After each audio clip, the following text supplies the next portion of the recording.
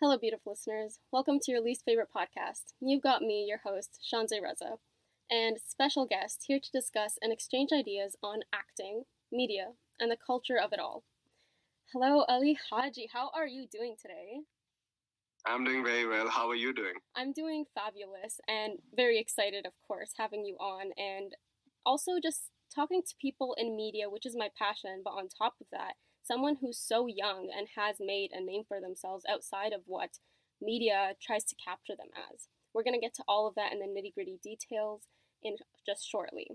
But right now, what I usually do in the beginning is I introduce the guest for their qualities, what I see them as, what the world sees them as. But I'm not going to do that today. What I'm going to do is ask you how you want to be perceived and who you are. A dreamer, artist, rule breaker, trendsetter. Who are you, Ali? Wow, that's a lot of cool terms right there. Uh, uh, Dreamer, yes. Uh, Artist, it's a journey. It's a journey to get there. Uh, it's a process that is constantly, constantly going on. And trendsetter, there is a long journey to kind of get there. But rule breaker, not so much. But yeah, I mean, there are things that you know do kind of get me bothered about our industry. But I mean, it's for the right reasons. It's like you when there's something that bothers you, it means that you care about it. Yeah. And yeah, so who am I? I've been an actor, and I am now in this middle space where I'm kind of floating through and finding my voice as a writer and a film director, while also never letting go of the fact that I love acting. So it's a period of like transcending from one, major movie related art form or craft to the other.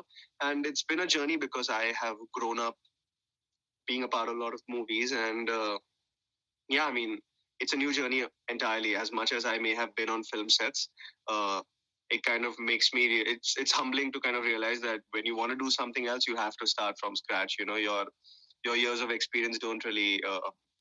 They are worth something to have been around the camera and people and technicians, actors, so on and so forth. But I mean, the drill of writing and directing is its own entire thing, and you have to kind of try different things, fall flat on your face, try it again, and then eventually, succeed.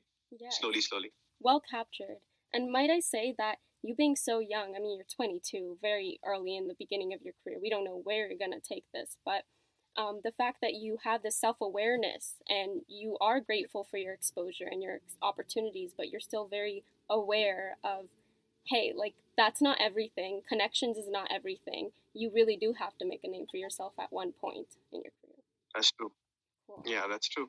I mean, you kind of realize that as you go along the way because connections can get you only so far, but once you're there, you have to still prove your mettle. And yeah, so I kind of realized that early on, and it's a good thing for people to realize.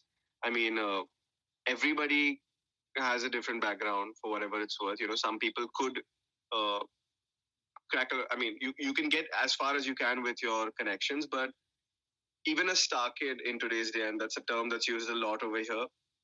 But hey, I mean, it's supremely hard for them because the kind of pressure that's riding on somebody who is the child of a very well known celebrity, they have a legacy to carry on. So they know very well that they have to be good, and it's kind of easy to be dismissive.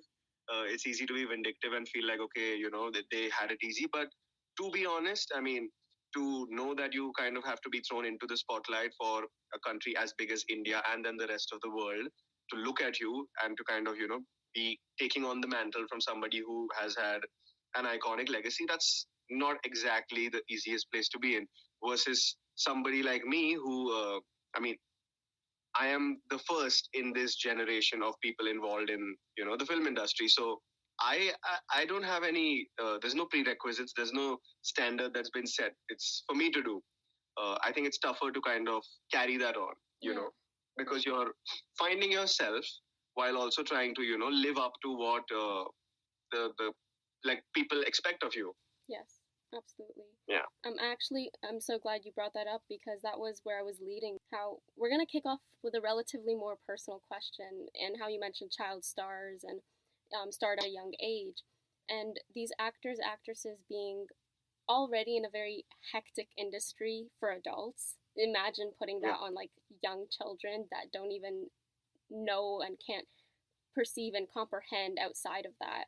So, growing up on a set and all that, how did you personally deal, or how does one deal? Uh, See, if I have to take my own example, I never really viewed it as something that I'm dealing with. It just kind of blended in and became a part of my life for whatever it's worth. Because I think I was probably 6 months old when I did my first TV commercial, which was a Johnson and Johnson baby ad, which obviously I have zero memories of. And then cut to I do a bunch of TV commercials and slowly films. So it was like it was just a part of the drill for me, and I started enjoying it for whatever it's worth. I didn't really question why I'm doing this. I mean, I did love movies and storytelling, and so it was a great place to be.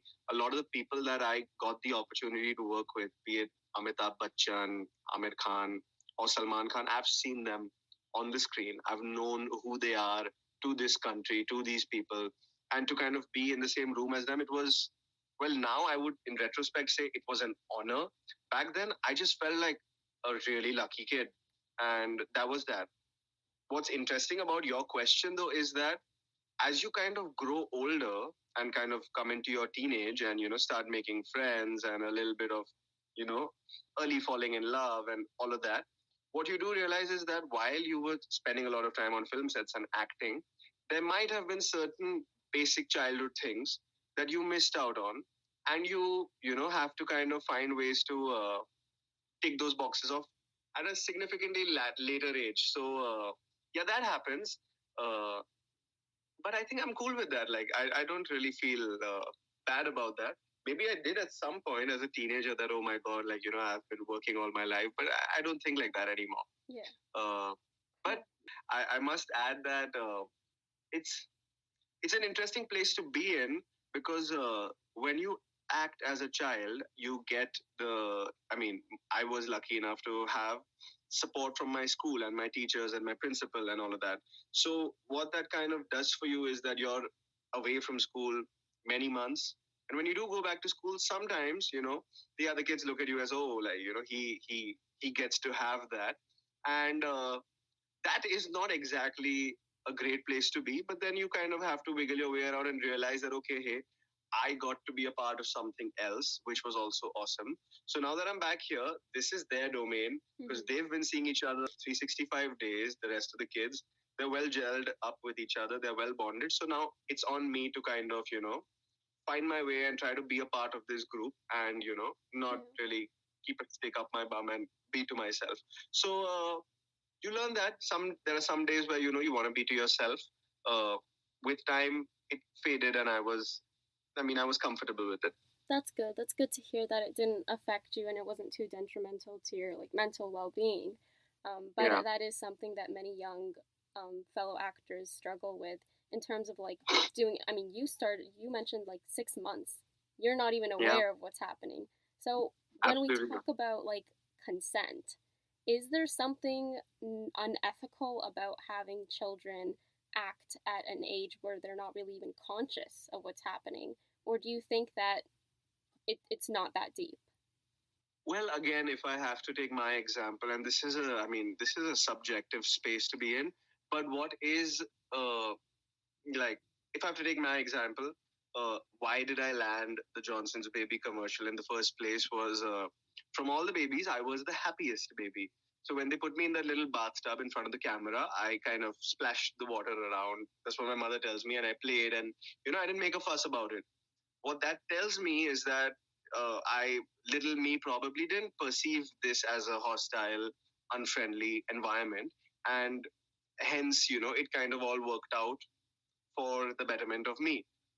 That's my example. I would like to believe that, in whatever form, there was probably the word is definitely not consent, but I don't think I was uncomfortable.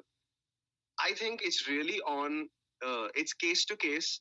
I really think it's on the parents and the environment that is going to be prevalent on that very set for them to gauge that is this a situation that we want to let our child get involved with. So, to kind of further enhance my point, my parents have been very particular about certain things. For example, when it came to kind of the shoots meddling with my academics, that would not be allowed, you know. I mean, no missing exams, no missing tests. There was a clear cut instruction from, the school to my mother that, okay, he gets this privilege of bunking so long as he is academically at par with the rest of the kids. So then that's on my mom to make sure that, okay, when the director calls cut and we sit in our trailer, she makes sure that we're studying. So there are these ways to kind of create that balance and also to gauge the workspace. I mean, how is the director and the assistants, how are they speaking to the child? Is there warmth? Is there comfort? Is there respect? Is there a little bit of roughing up happening? If you notice that, you have to kind of immediately take action, because more often than not, I mean, the kid's not going to be able to, actively say it for himself. It's probably just going to come out in the form of a fuss or a bit of a tantrum.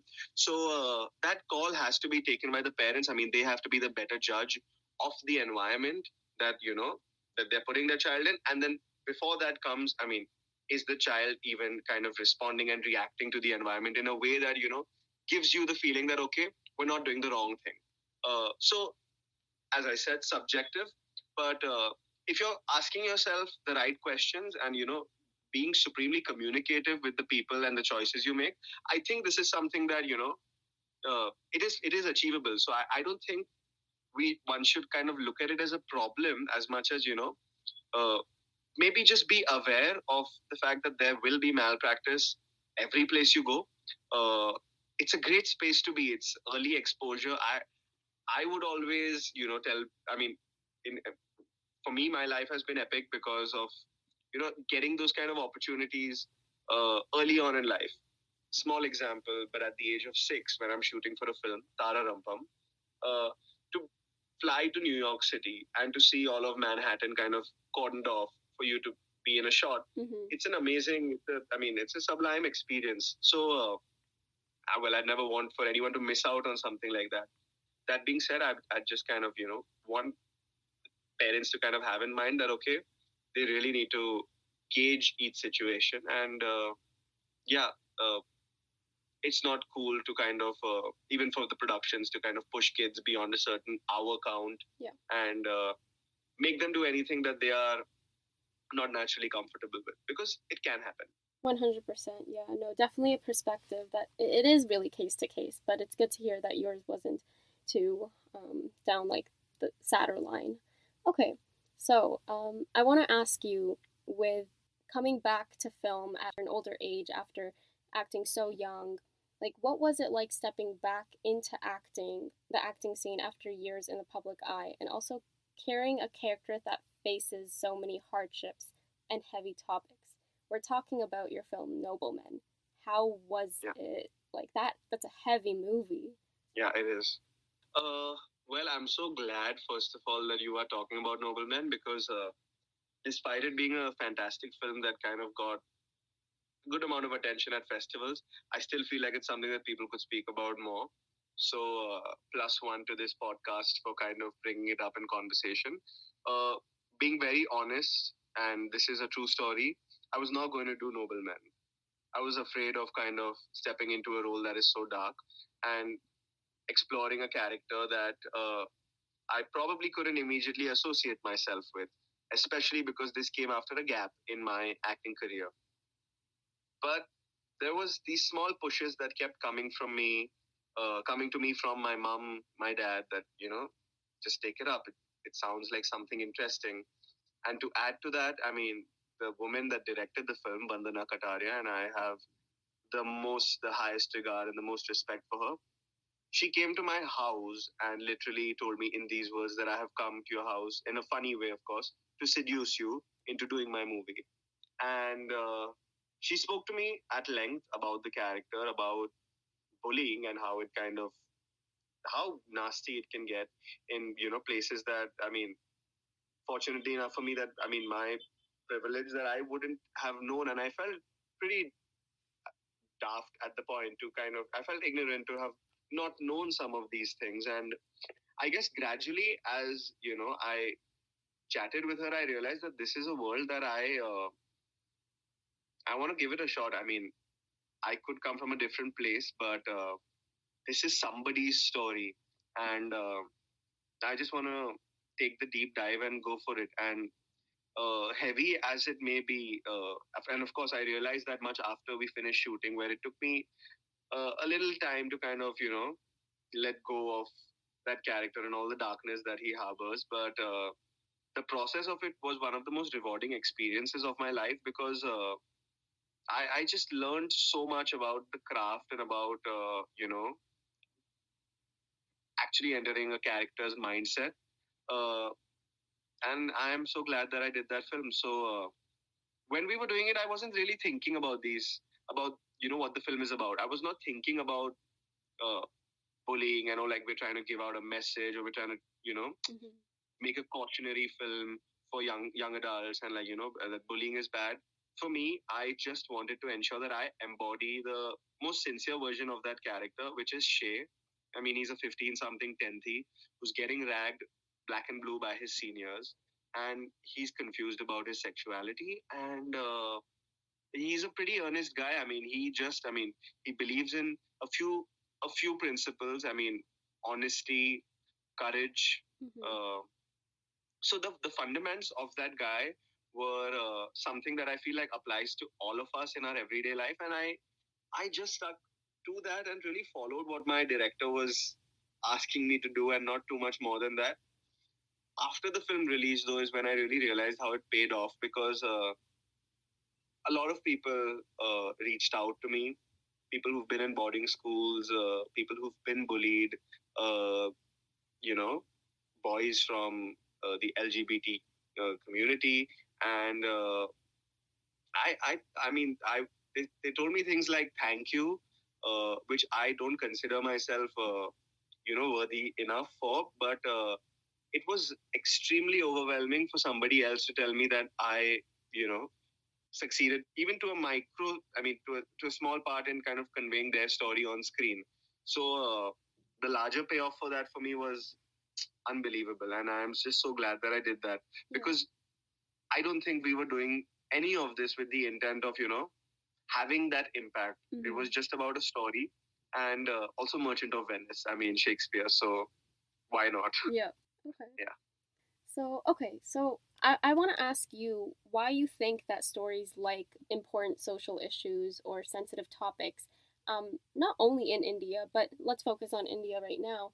Why is it that it doesn't reach or have that success like your typical, very popular love story and the intense fights and all of that? What is it about social issues that frightens people? Is it the reality? Is it just not interesting enough?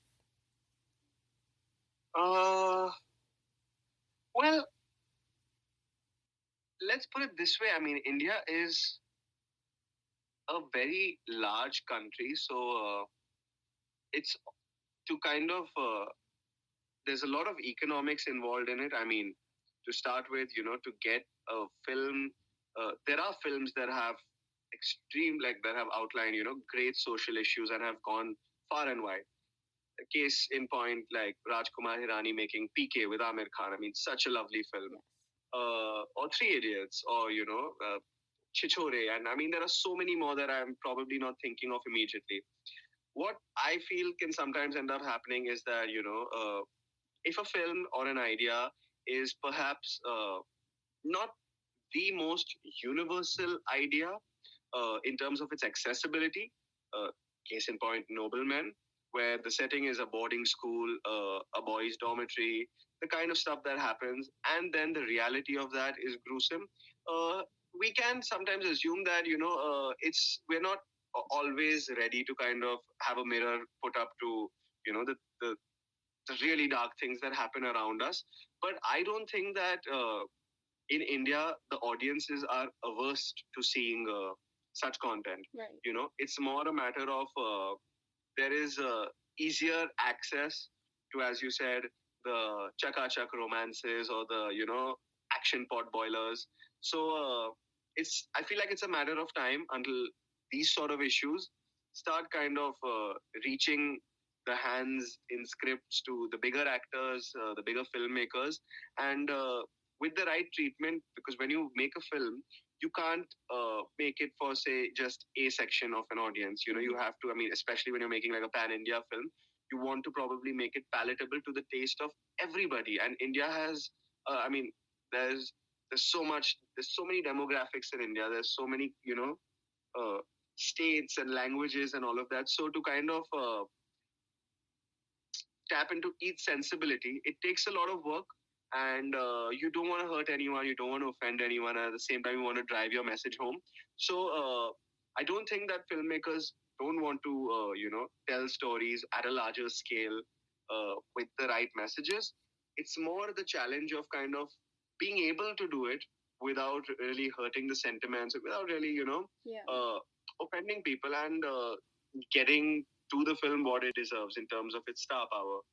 Uh, but let's manifest that will also be changing slowly and steadily, because I get the feeling that with the OTT platforms coming in and really booming in India, I mean, Netflix, Amazon Prime, Hotstar, and so on and so forth, I feel like now is a great opportunity, because TV, although it'll never really go out of fashion, but TV slowly, getting replaced by some of these streamers. And this is a great medium for, storytellers and filmmakers to kind of to express their ideas at a larger format. And I feel like the audiences are ready for like something new. Something new, yeah. For sure. I sense that coming on too. Just like ideas are boiling. We just gotta wait for it to hit the screen. Reminds me of another one. Kareena Kapoor's Heroine. It was not reciprocated well by viewers, but with later years, people then reflected and they were like, hold up, that was actually a really deep issue we should have given more attention to. I have so much respect for her and just really putting light on like women in the industry and really any workplace, slowly, hopefully changing. But yeah, I have so much respect for her for doing a film like that. Okay, so more about sensitivity and getting into the headspace of certain personalities or characters. How did you personally, or maybe if you know of some skills, how do you tap into a character and tap out of it, making sure you don't take that character home and make it like derail your personal lives? Well, I mean, to start with, don't think too much about it. You know, see, I would like to believe that I'm an actor and now a writer director, but I don't want to ever change the fact that there are certain things in my life that were, are, and will be important to me. My family, my friends, my own space. So it's about striking balance. To answer the part of the question as to how you don't take it home. That being said, when you're kind of entering a mind space of like a more intense character, it's inevitable that it does come home with you for a bit. But I don't think you have to. I mean, for me, at least the way I look at it, I'm not really trying to pretend play when I'm doing my acting. I'm just trying to. In the moment when the director says action and I have a co-actor in front of me or I don't, I'm either really trying to empathize with the person that's in front of me or my own character and, try to feel and channel everything, all my life's bag of experiences into that moment as to what emotion can I bring to this. So that's that's the way that I go about it. And I feel like for the most part it works. Example, you and I are talking right now and say that, suppose we were having a really sad, solemn conversation, or you're telling me something that's a little sad. So at that point, I'm not going to be focused on actually getting weighed down by you telling me a dark story or me having some sort of issues in the film or in the fictional world. What I'm focused on at that point is just to feel every word of what you're saying and react to it as sincerely as I would have even otherwise, and keeping in mind the few traits of the character that I have. That okay, I'm this guy. Got You know, I'm warm and I'm compassionate, and so keeping all of that in mind, I just want to hear you out and go with the flow. And when cut is called, I mean, I'm Ali again. I don't want to. I try not to I try not to blur the lines. Yeah. And for the most part, I think that's happened. Just apart from Nobleman, because Nobleman, one other factor that kind of made it difficult for us to step away from the character was that we were staying in the location that we were filming at, which was the boarding school. Oh dear. So that's your environment. You wake up inside a dormitory or inside the quarters, and you're wearing those uniforms every day. So it really became a drill after a point. I mean, when you have the comfort of wrapping up, going back home, sleeping in your bedroom, playing a little bit on the PlayStation, chatting with your sister, your mom, dad, that's cool. But when you are living in that boarding school and almost going through that drill in the blistering cold, that kind of really added to the intensity of the experience. Yeah. Oh dear. Was that intentional so you guys can get more into the character? Yeah, I mean, it was at once intentional and also, I mean, this cleverer thing to do, because we had certain amount of days to shoot, and this is a big school that's spanning acres of land. It's a whole hill in Missouri, so it just made more sense to kind of live over there and then keep. I mean, you waste no time traveling back and forth. The actors are fresh in the morning and they can go straight to set. You don't have to drive winding on the mountains and go to a Marriott or something that was maybe a 30-40 minute drive away. Yeah. So it was a clever production call that inevitably affected the performances and I mean the mindset of everybody over there. Wow. Because we'd actually eat in the mess, and yeah, it was fun. It temporarily became part of your identity in some way for that short period. 100%. I mean, it definitely helps. And, well, if I have to put it in a funny way, the dreariness and the gloominess of it, I mean, how depressing it is almost. I mean, it works, Yeah. because the food is not the best. I mean, those beds aren't really comfortable. And it's school, I mean, I wasn't a big fan of school. It's boarding school. In India, boarding school is the scariest thing ever. It's you tell your kids that, hey, if you don't do this, you'll be off to boarding school. And it's the most depressing. I mean, you must have seen Tare Zameen Par. Yes. Yeah. It's, yep. We were probably kids like me were probably well behaved just so that we didn't have to go to boarding school. So. Yes, it's a very well-known phrase amongst South Asians, the threat. Yeah. Okay. So, okay. Lost my... Okay, there we go. Yeah, I wanted to ask you... I like your hat. Oh, thank you. My bucket hat, yeah. I have a whole collection, just it matches with all my... Yeah, I'm excessive. Of all... Nice. Red, purple, I have it all. Lovely. Thank you. Okay, we are talking really deep and really sensitively about the industry and some of the hardships. Can you tell me one thing that you love about acting or the industry? What's something that you look forward to? I feel the thing that I love the most about this industry is that people, and contrary to popular belief, I mean, people really value relations in this industry, and I'm kind of learning that as I go along. So that makes me very happy because, on the onset, when you see films and the representation of Bollywood in Bollywood movies, it's oh, it's a toxic space and this is what happens and that's what happens. Yes, some of those things can stand true to a certain point. But when you're kind of coming in, breaking through, it's like going to a new school. Mm-hmm.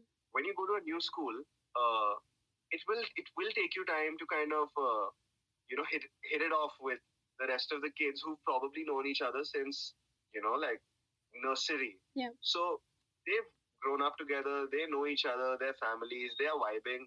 You come from another place entirely, and to kind of blend in over here, it will take some time. But once you do, then you're there. Mm-hmm. And that's what it's like to kind of enter the industry, it takes its time. It takes time to form relations, but people over here really value relations, and I think that's one of the biggest positives that I always take home on a daily basis. That this is a growing industry where people, as much as you think otherwise, they're really keen to push their own and support people from within the industry. Yes. Not to say that there is not an active lookout for new talent. There obviously is. New talent will come, but I mean, as you kind of come along, you're growing with the people that you're meeting and working with. So you all grow together, and it's a virtuous circle. It's a virtuous cycle. That's something I appreciate about the film industry. In terms of acting, I don't want to give a cliche answer like, oh, I get to be like many different people and all of that, because I have stopped viewing it like that since a while. For me, to act, let's put it simply, I mean, I'll probably do something in terms of acting if I know that it's going to, I'm going to keep like wondering for years later that what did that mean also? Like, how did I, like, how did that come to be? If I'm so awestruck by the script that I read it, I probably didn't even understand it. Then I read it again, then I got it a little better. But I didn't know the truth of what I'm actually even doing while I'm doing it. I just know that there is some sort of, superpower that is kind of leading me towards, making me gravitate towards wanting to do this. And over the years, as I can look back, I can keep finding more and more stuff in it. That wasn't from me. That was from everyone that contributed. Right. Start with the filmmaker, the writers, and how it came to be. So I want to act in projects like those that I feel like, will age well and will have, will have more value than just the entertainment value for whatever it's worth. And I feel like Nobleman is definitely a film like that. I mean, I haven't seen it too many times because of how heavy it is, but I know that when I watch it, objectively, ignoring myself, I still see a good film, a really well-made film with a very interesting lens that the director had put. And one more thing, I mean, I just want to give like props to Vandana yet again, because she was so strict with us. She told us that you don't get to look at the monitor, you don't get to see playback. That's not your job. Like, that's my job. Yep. Let me do my job. How about you do your job? And in words as cold as those, it's to start with, you can get taken aback. But once you realize why she's doing that, it makes all the sense. I mean, yeah, it's her job. Yeah. Why should I? I don't have to see if my hair is proper and all. I mean, there's a team for that. There's hair, makeup, wardrobe for that. So, directors like her, we need more of them, many more of them. And I feel like there are quite a few of them. Yeah. So, it's good to kind of reassure your actors, because sometimes as an actor, and I see this changing and I want it to change more and more, you can get a little hung up on the vanity of things. How am I looking? Yeah. How's like, was it good? If your director has conviction in what you did, I think you'll probably pass with flying colors. You just need to trust who you're trusting. Absolutely. That's it. There is a matter and factor of trust when you're working on a big set like that. You can't have that doubt or that second guessing on, how much do you, if I may ask, doubt your own work? Do you feel like you're not fulfilling at a certain time? Do you feel like you're letting everybody down? Or have you surpassed that and you've mastered not doubting yourself? I don't think I'll ever master that. I mean, it happens to me all the time. Earlier it used to happen as an actor, now it happens as a writer. See, it's inevitable to question yourself. And I don't think there's anything wrong in having a little bit of, I wouldn't put this as a self-esteem issue. You're just questioning the fundamental fact, am I good? Like, what I'm working on, is it good? Because you can lose objectivity. Example, I'm writing a script and, me and my co-writers, we think it's hilarious. What if it's shit? What if? Yeah. So you don't want to kind of lose track of the fact that there are other people who are going to be reading this material and what will be their perception. It's entertaining to you. In acting, you think you did it well. You think you felt it. Did it come through? That question persists, and it always will. I don't really think it will change much. I can't comment for bigger actors, But I know for a fact that even somebody like an Amir Khan, I don't think he's questioning himself anymore because he is the biggest superstar. But I know that he is ensuring every step of his journey that, he takes as much opinion as he wants to and keeps trying something new, you know, being inventive with what you're doing and not stagnating. That's what I am inspired by. And people like Amir Khan who are, pushing the envelope in terms of what they're trying to do, that's really inspiring. So when you try something new, I think you will always question, ke, mujhe aata hai kya? Do I know what I'm doing? But I think that's also part of the challenge. Yeah. I think I relate to what you said in a sense that you think something is great, and personally your team thinks this is going to be amazing, but then you don't know if the viewers or listeners are going to reciprocate that. I think about that a lot with my podcast, and like, I'm sure. I was just going to tell you that. I mean, it's probably the case with you. Maybe you had a podcast that you thought was going to be the one, and it wasn't. And I don't think that that's a problem, because you took home what you had to, and you will find places to apply it. And I do the same thing. So, I mean, sometimes it's okay to kind of not kill it. Yes. Yeah. Yeah. And then there are some episodes that do so well, and I'm like, okay, well, I just woke up and recorded. Yeah. So yeah, it's really about finding your audience, I guess, as you go along, and then working with them as well, because they are, in a sense, your team. When your audience is critiquing your movies and reviewing your movies, it helps you kind of build that guide and that check mark of like, okay, this is what they like, this is what they don't like. Let's take that and create something. Yeah. That's true. Yeah. Okay, so what secret skills or talents does Ali Haji have that isn't too well known to the world? Secret skills or talents? Well, I don't know really, but if I spend a little bit of time with somebody, I can do some good impressions of them. Oh, okay. Maybe. Yeah. I'm a great bathroom singer, but none of y'all will never hear that. Yeah, secrets, I mean, I don't know if your audience will necessarily get this one, but maybe just for you, if you've seen Tara Rampam, have you seen Tara Rampam? I have, yes. So the song in Tara Rampam, the sad song Sayyave, where Saif Ali Khan is driving the taxi in New York and he's like really messed up in the head. So when I'm down, when I feel low, I play that song in my car and I speed across. I love that. Mumbai. I love that. And sorry, but I sometimes jump the red lights also and just kind of go hard. Yeah.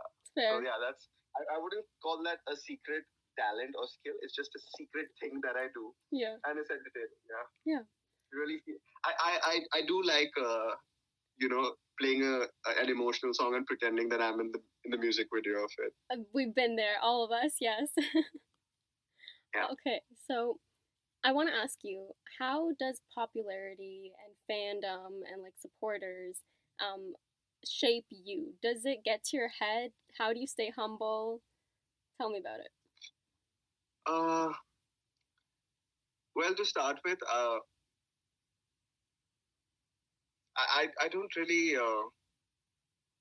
imagine or visualize myself as having stardom or out and out popularity. I know that there are some people who know about me, some people who've enjoyed my work and have appreciated it. And well, that's exactly how I keep myself humble. That it's my work that got me that love, not me. Yeah.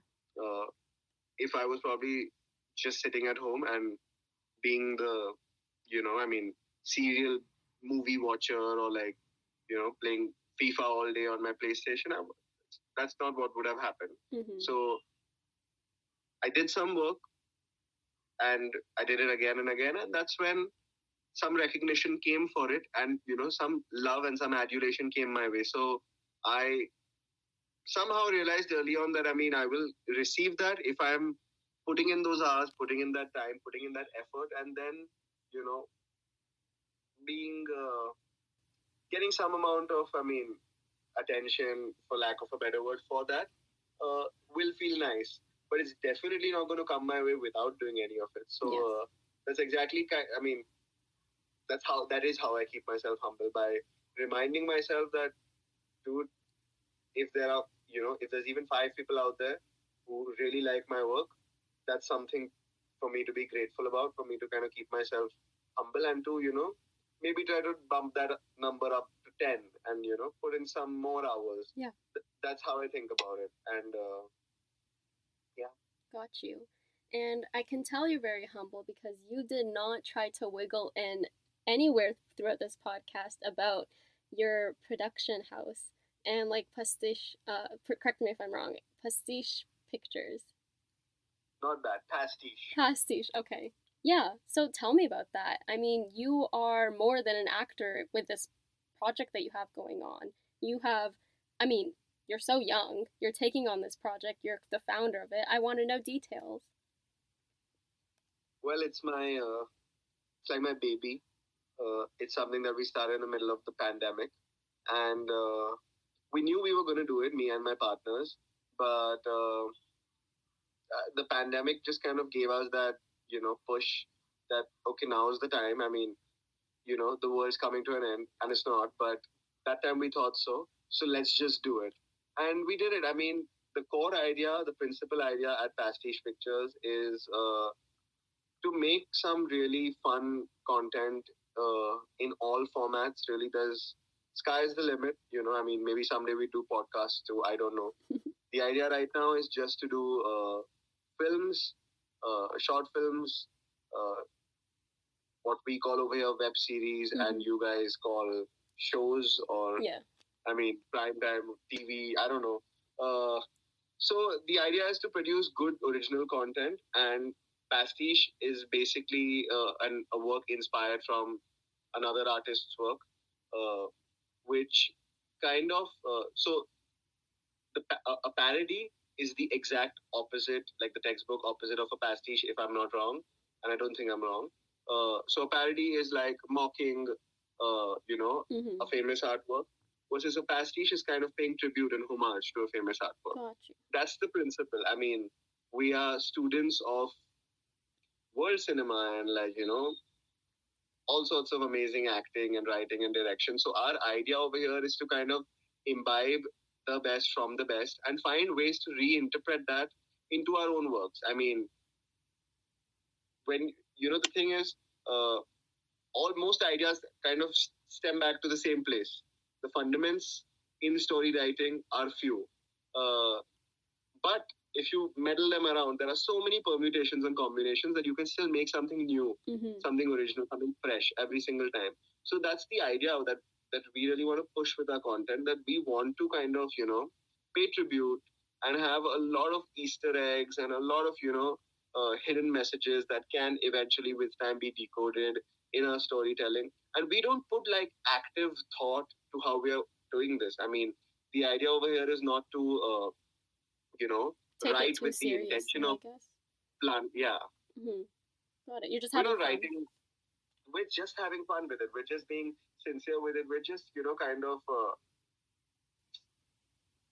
following our gut instincts and kind of, learning from the people that we really admire, and, finding ways to tip our hats to all those teachers in our work. So that's the core idea. And yeah, we're doing some stuff. We're a young company. I mean, I'm 22, my partners are 21, and two of them are 21, one of them is 24. So we're growing, but the idea is to slowly go more deeper and deeper into film and television production, and yeah, just bring out some cool stories, fresh voices. I mean, right now, I am writing a lot of the stuff and directing it, but with time, maybe a writer's room, loads of writers, newer directors. That's the plan. That's the plan, to create a place where, I mean, I would like to say that I want to be maybe the most approachable film studio in India one day. Very and approachable is the word I would say. Not the biggest or the grandest. Like I would probably want to be known as the most approachable film producer in India someday. I love that. That's a great goal to have. You did mention how your team is on the younger side, and I have much appreciation for that because it feels like to get into this field or get into the arts and establish yourself, it feels like you're one of the requirements or prerequisites is to be a certain age for people to take you seriously. But I just appreciate and respect how you're giving opportunities and creating opportunities for youth to really explore and understand what they like, what they don't like, put out what they aspire to be in the world. Of course, I mean, and thank you for saying that, but it's not like I have any options myself because I'm 22, so I can't really hire somebody 30 and say, "Chalo, work for me." You know what I'm saying? It's a good point that you put forth because it's inevitable. I mean, I'm sure you must be facing it on your end. I face it. As young adults, I think this phase of whatever 20 to 26, 27, this will go on. People will have that feeling of, not taking you seriously or like, oh, this kid, he speaks smartly or he acts like he's, very mature. But you kind of figure ways to wiggle around it and, I mean, after a point, I think your ideas and your work and, I think consistency really speaks when you show up at something time and time again. And with that, you're also giving out the energy that, okay, I mean business with this, I want to do this. And then people recognize that, okay, this isn't like a fleeting phase. This isn't a hobby. This is, this kid, this 20, 21, 22-year-old, they're serious about what they're doing. So then, they start seeing you as legit. And once that's nailed into their head, then they're like, okay, cool, Yeah, gotcha. It is what it is.